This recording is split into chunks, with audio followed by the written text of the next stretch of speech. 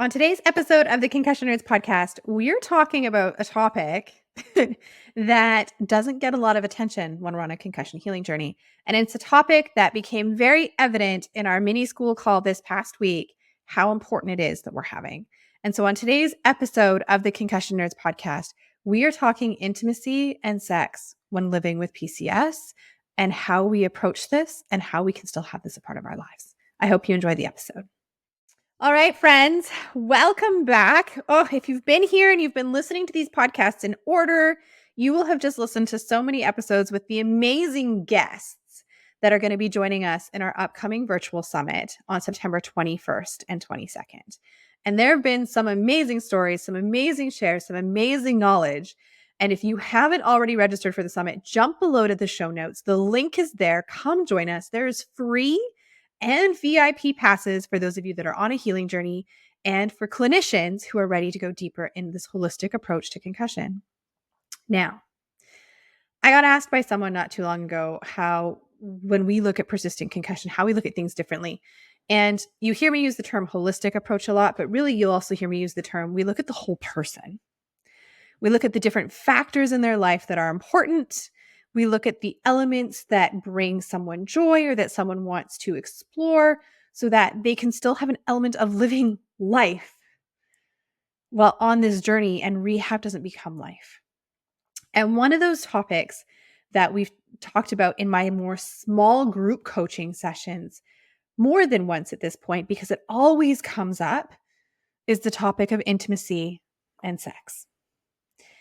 And this is still a taboo topic for so many people, but I do love when you scroll on Instagram that there's so much more of this showing up because it is such a pivotal piece to relationships, right? And so in this episode, we're going to dig into a little bit more about both emotional intimacy and physical intimacy.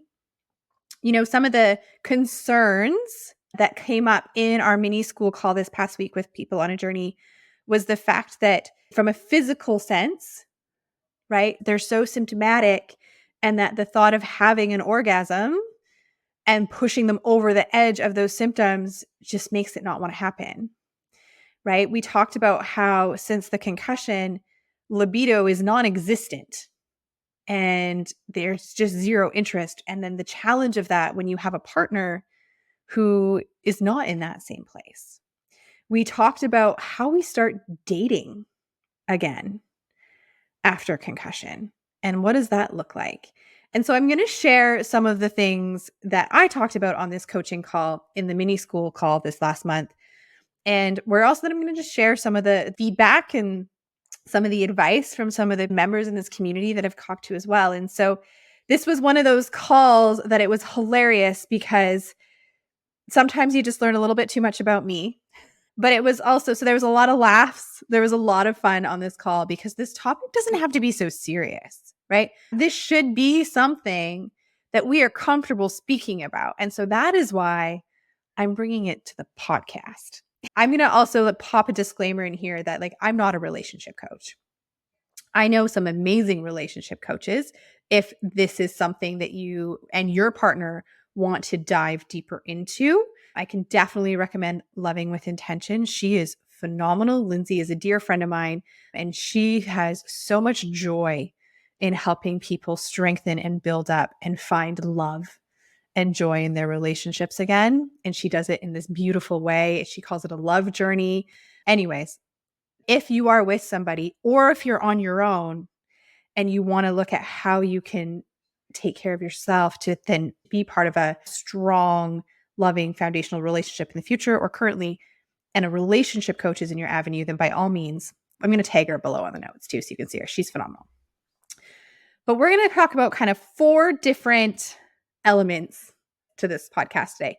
We're going to talk about the use of love languages in communication and in creating emotional intimacy. Then we're going to talk about dating and my viewpoints on dating, since full disclosure, that's the world I'm in right now, just without a concussion, obviously. And then we're going to talk about physical intimacy and how do we manage symptoms and how can we work through symptoms when we want to be physically intimate, both with ourselves and partners. So this is today's podcast. So sit down, buckle up, send me your questions after, send me your notes. This is a bit out of the norm, but you know what it's like here on the Concussion Nerds podcast. Your healing journey is not just the rehab you do. Your healing journey affects, and a concussion has affected every aspect of your life. And so we're here to support you through that whole journey moving forward. So let's dive right in and let's talk about love languages. And this was such an interesting moment on our group coaching call this week because pretty much everyone was familiar with the concept of love languages, right? So when we talk about the love languages, we're talking about the 5 different love languages. And that's how ultimately we feel and receive love. And we kind of all have, I'm going to say 1 to 3 because my top 3 love languages are pretty much a tie across the board. But we all have primary love languages. I do believe we all have elements of all of them, but we have higher percentages in some. And so those 5 love languages are words of affirmation, quality time, spending quality time with someone, physical touch, acts of service, and gifts. Those are the 5 love languages. And so I asked everyone on the call if they knew what their love language was. And everyone did. And so I always love when people, this concept isn't new to someone. So everyone knew what their love language was. And then I asked the question, do you know what your partner's love language is? And we had a few crickets start to chirp in the call. Here's why this is important.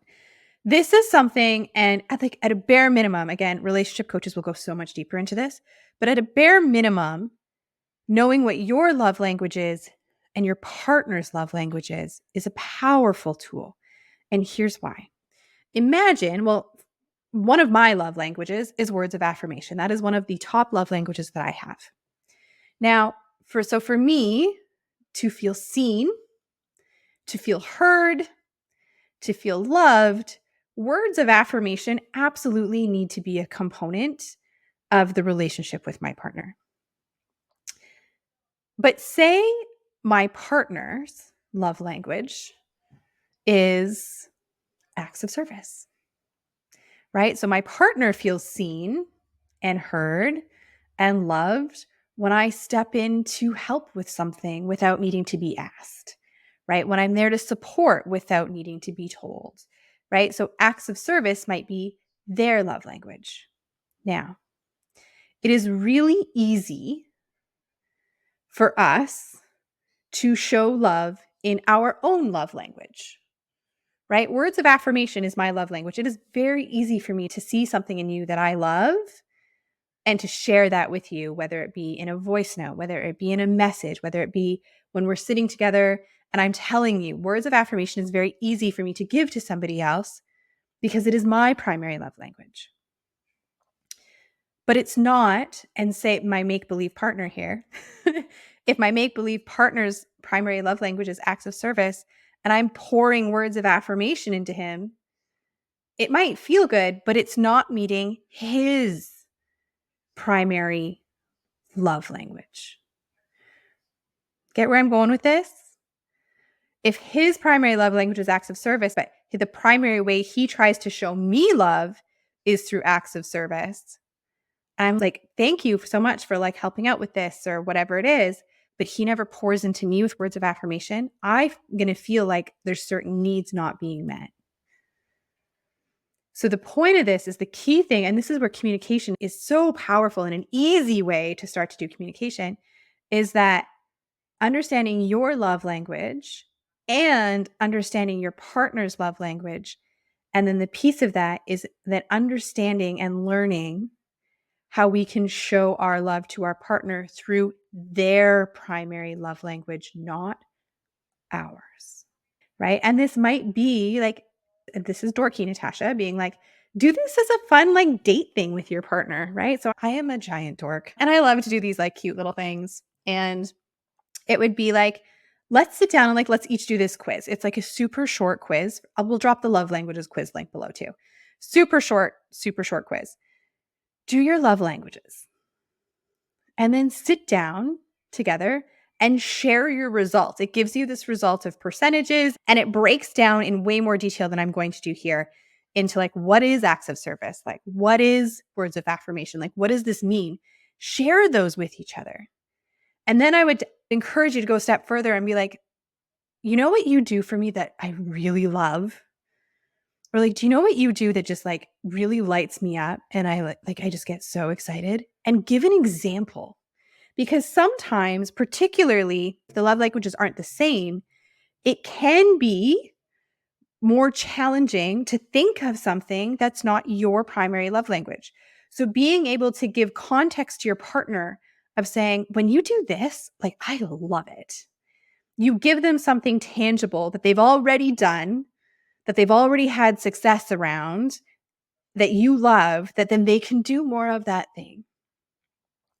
But when we are struggling with energy, right? When we're struggling to find connection and that piece of it, this is a really beautiful way to start to find your way back to each other and have these, I think Lindsay calls it love deposits, and these positive love deposits in the bank to build and foster just intimacy as a whole. And this is intimacy in zero form of sexual intimacy, right? Like this is emotional intimacy. This is being seen. This is being heard. This is being validated. This is being loved in an emotional context and in that piece of things. So love languages, beautiful.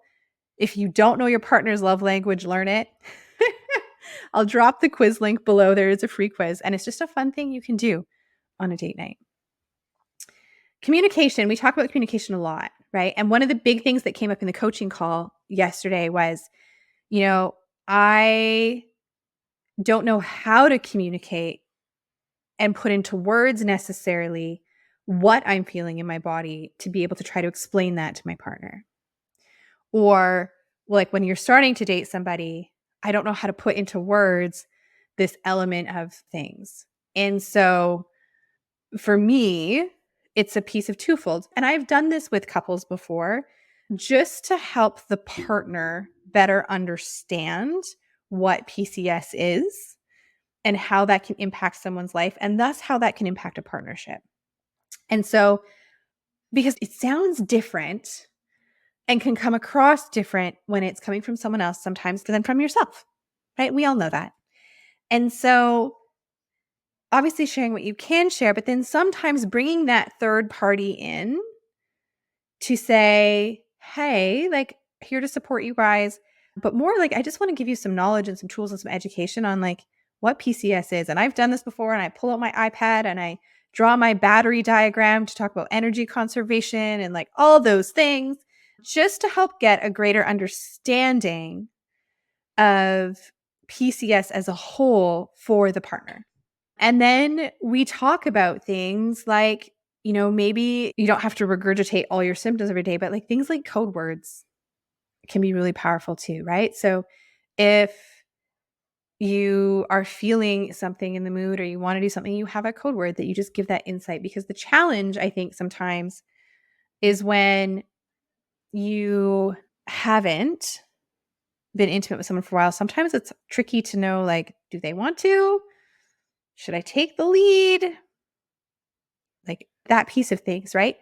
Some of the things that came up in the call too was, when we'll get to this more in the physical intimacy piece, but is the fear of symptoms in yourself, but then also your partner not wanting to hurt you, your partner not wanting to be the factor that contributes to symptom flare, right? There's a lot of emotions around this. And so truthfully, this is where having those seated, deeper conversations together is important around this topic. It's not that I don't love you. It's not that, but like, I'm just not feeling it. And so when you do feel it, is there tools you can use that aren't vocal necessarily to help each other know that the other is interested, right? So I have a friend of mine, she posted this on her Instagram and I was like, this is beautiful.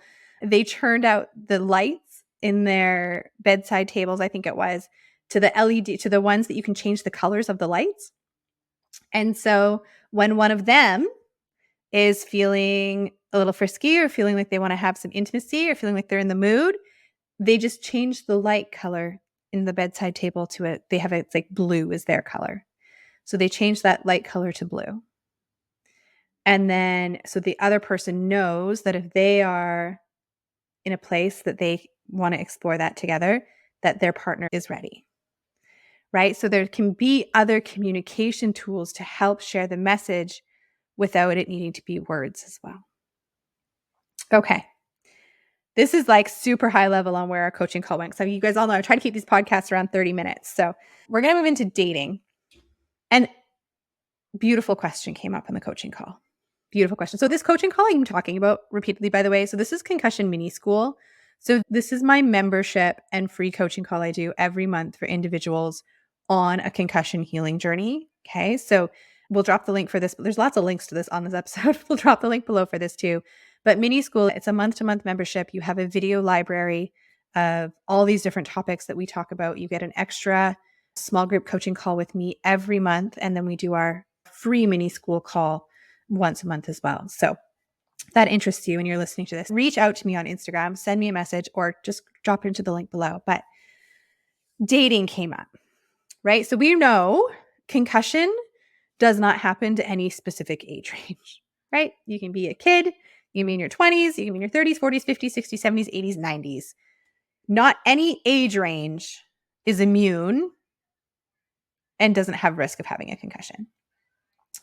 And we had a couple really amazing women on the call, and they are in their mid-20s. And they're both on this PCS healing journey. And so this question came up.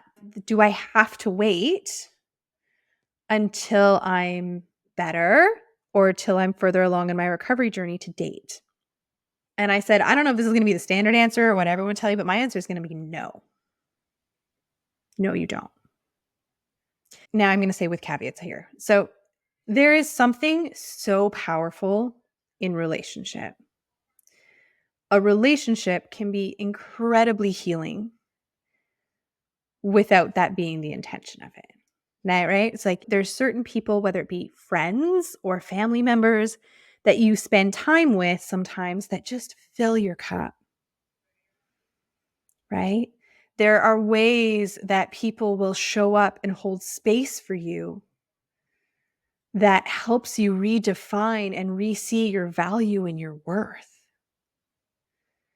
There are people that have such a level of intentional communication that you discover that that is so important to you and lets you get deeper into things with yourself and that person and your dreams of your life. The caveat I'm going to say is you cannot become dependent on someone else for those feelings. But relationship, whether that be dating, whether that be friendship, relationship can absolutely be healing.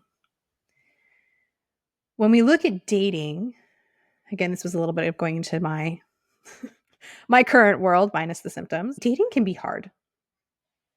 Dating can be hard. There's an emotional component to it. There's a huge energy component to it, right? You think about getting ready to go on a date, however you're meeting the person, whether it's online, which is so common these days, or whether it's through friends, right? So there's that initial get to know you phase. And we go through that bit of, how much do I want to share? How much do I share? Like all those pieces of things. Then when it comes to the actual date, it's the energy of getting ready. And then it's the energy of interacting with someone new and feeling out their energy. And then all these pieces, right? And then if it doesn't work, and if you're someone who's on a place where like you've gone on multiple dates and things keep not working for whatever reason, it can be, excuse my language right here, can be a bit of a mind fuck, right? Like you can start to go down this road of, and I'm going to say like, we're not going to go down this road, but you can start to go down this road of like, why does this keep happening? What is up? Like, is there something wrong with me? And we don't want that to happen. But instead, I would encourage you to look at dating when you feel comfortable to do it as a bit of a personal exploration journey. Dating is the opportunity to meet new people. That's what dating is, right? We can't go into a date with the intention of this person could be my life partner. That's a lot of pressure to put onto yourself and that person who doesn't even know you've put that pressure onto them, right? But if we go into dating or we go into meeting someone new as this is a new person, we seem to have connected in whatever medium you've connected with so far, and I'm just going to be open and curious to see what happens. There's significantly less pressure on you and the other person. Now, the way I look at it too is whether you have gone on a series of dates or whether you've just spoken with somebody, you get to treat each interaction or each like pocket picture of whatever, however we want to phrase it, as a reflective process for yourself. Here's what I mean by that. You're going to talk to some people and you're going to be like, oh my God, like, no, because something doesn't feel right. Right. And then you're going to talk to people who are like, we were chatting really great and here's where I liked, or like we hung out a few times and then it just like petered out or whatever it is. And I encourage you to step back and look at that experience and say, what did I learn about this for myself? Right? How did I interact with this person, or how did this person interact with me that made me feel really good? What was it about this person that I enjoyed hearing from them, or I really enjoyed spending time for them, or vice versa? What was it about this interaction that really I just like wanted to take a step back? Because here's the thing, as you start to pay attention to those pieces, so you take that moment to reflect on the interaction as opposed to just closing the door and moving on, then you're giving yourself this beautiful opportunity to learn what is important to you in a future partner, right? If someone sends you, if you're on the apps, because everyone's on the apps these days, I feel like, and someone sends you a message and their second message is like, hey, baby, blah, blah, blah, blah. And you're like, ew, right? Like that gives you context to be like, okay, that like wasn't for me, versus the person who takes the time to ask you a question and has intentional conversation, is very clear in like boundaries, and like there's not this game playing piece of things, right? Like you can learn what you like that makes you feel secure and what makes you feel good. Because then the beautiful thing is you're going to learn from that relationship or that interaction before you step into the next one. The other piece is that by taking that moment of reflection, of, again, personal discovery, self-discovery of what works for you, what doesn't work for you, is that relationships are a two-way street, right? So if you do start having those reflective moments, you guys all know me, I'm huge about journaling. You're doing those reflective moments and you start to notice patterns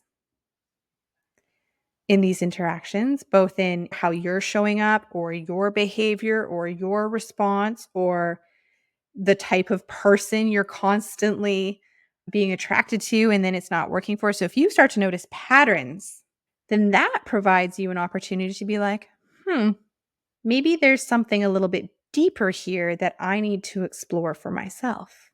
Maybe that's a good time, if you start noticing these patterns, to connect with your therapist to be like, this is what I'm noticing, and I'm just wondering if we can explore this a little bit. Is there a deeper narrative? Is there a deeper story as to why this keeps happening in relationships? Because here's what I'm noticing. Right? Dating can be fun and it can be such a self-learning experience for you as well. Right? And then the other piece of this is like, I've phrased this in terms of dating someone else, is dating yourself. Right? When we talk about this, is going to feed into kind of physical intimacy here in a little bit too, is that so often we attract what we put out. And in this space after concussion, when we talk about, we don't trust our bodies as much because of the symptoms and especially how long this has been on. We don't get to do the things we do, so it can affect our body image. It can affect how we view ourselves, in what we view and what we see when we look at ourselves in the mirror, right? All those things factor in. And so there's also something incredibly important about dating yourself and finding the love for yourself, because nobody else is going to make you happy. You have to make you happy. So that when you do come together with someone else, you are two people who have self-love for each other, who can then have your own dreams, your own ambitions, and you can then build something together and add an extra layer together. So dating yourself to find that deeper internal love for you is so important. So what does dating yourself look like? This could be as simple as committing to a journaling practice of reflection. This could be pouring yourself a bubble bath. This is one of my favorite things. Again, too much Natasha information, but pouring yourself a bubble bath. Will you light a candle, close the door, and put on a chill playlist on Spotify? Right?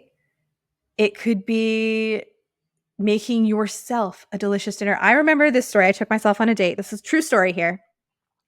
I live in Nanaimo, small town. There's not a lot of places to go for dinner, but I really felt like getting dressed up. Like you guys see me, there's days where I am in my t-shirt like today, or I have my hair on a knot on the top of my head. And then there's days where I like to get glammed up. And there was this day, I'm like, I want to take myself out for dinner. Like I want to dress up and take myself on a date. So I had just gotten this brand new leather pencil skirt, which I love. So I put on my leather pencil skirt. I put on this really cute top with it. I did my hair. I did my makeup. I am a lover. They're not orthopedically friendly, but I am a lover of my 6-inch high heels. And I popped on my heels.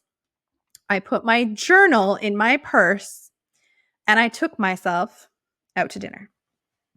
So I get to Cactus Club because, again, limited options in Nanaimo. Still one of my favorite restaurants.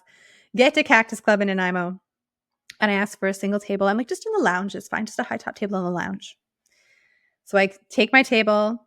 I order myself a beautiful glass of rosé. I'm like, I am going to enjoy this luxurious self date. So I'm enjoying my rosé and I pulled out my journal. And I know some of the staff at Cactus Club, and one of the managers came over to me after and he's like, I didn't realize it was you. And literally, he's like, the staff is standing over there and we're just chatting about like, what the heck could she be doing and writing in her journal when she brings herself to journal in Cactus? It was such an odd concept to people that they were trying to create this narrative on like who I was and what I was writing in my journal. Didn't bother me at all. But I wrote in my journal and I enjoyed my glass of wine and I enjoyed my dinner and I treated myself to dessert. And then I took myself home. And it was the most amazing date I took myself on forever. And I enjoyed every moment of it.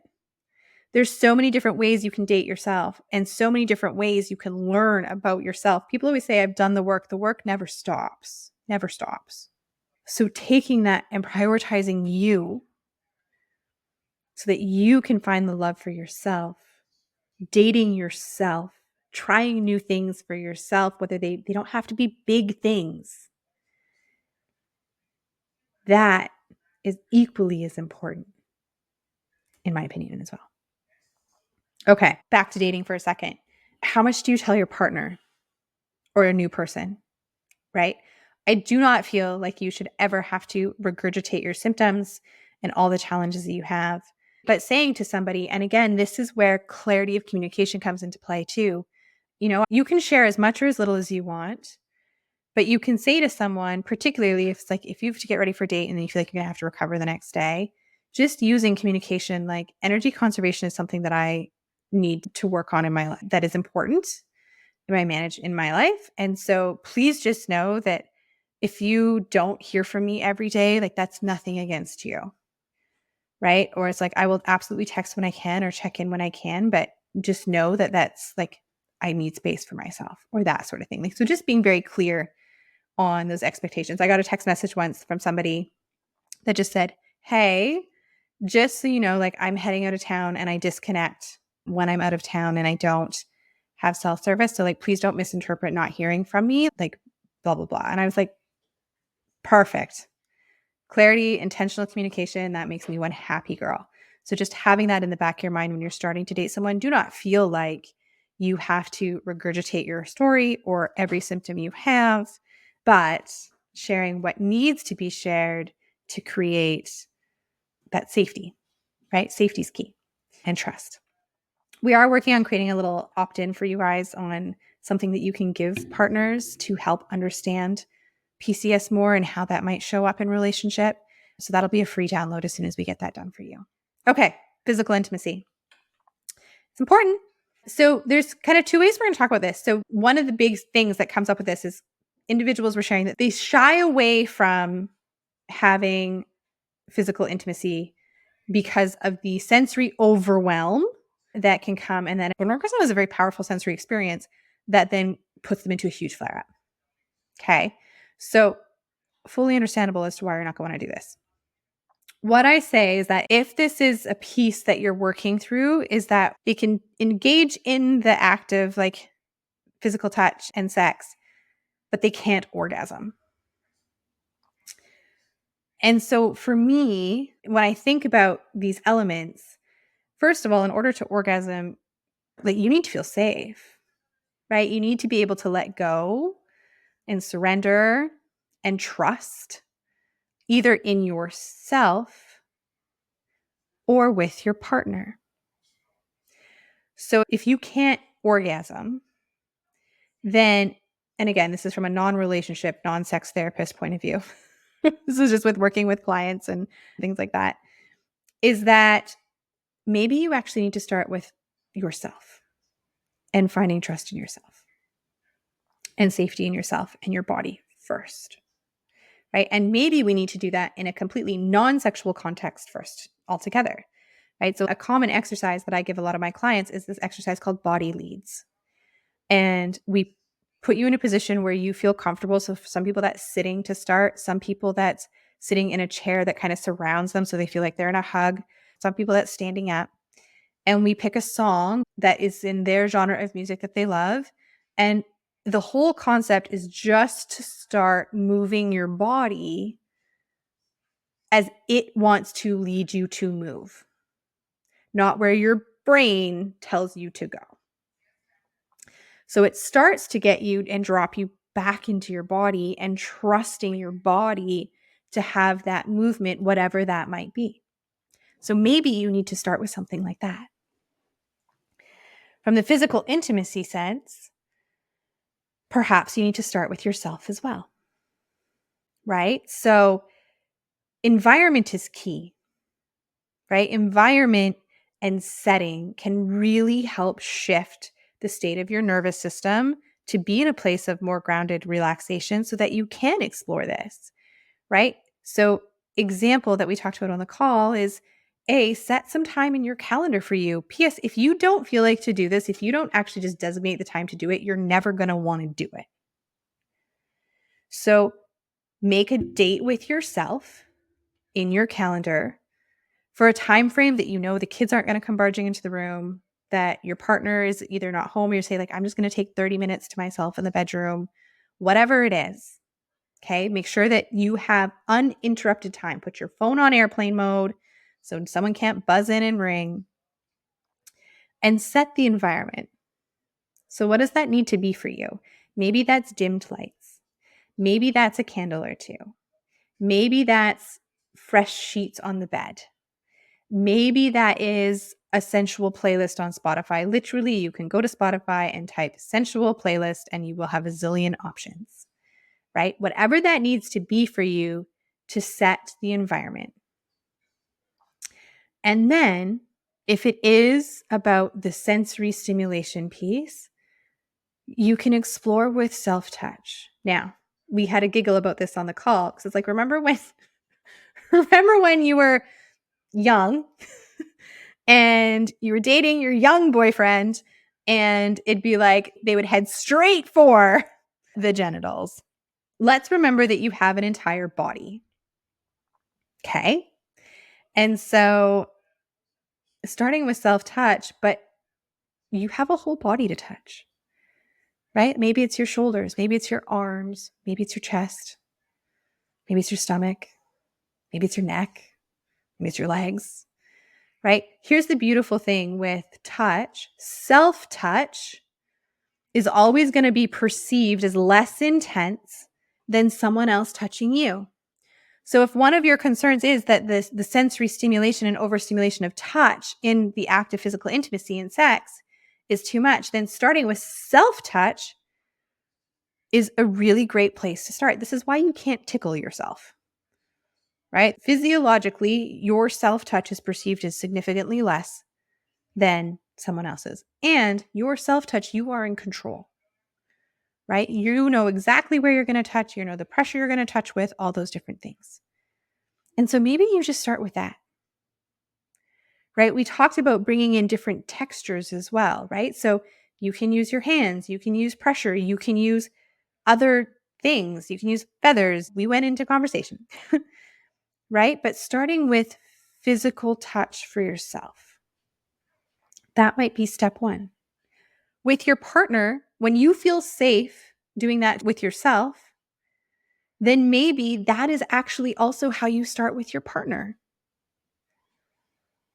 right? It doesn't have to be penetration and intercourse. This is a very blunt podcast, my friends,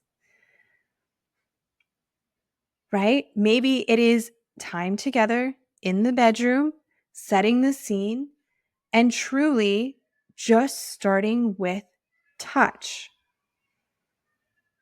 And you can give feedback on a lighter touch is harder for you to process and tolerate than something with more pressure. And you can learn and explore together both what he or she does to you and you do to them. You get to slow things down a bit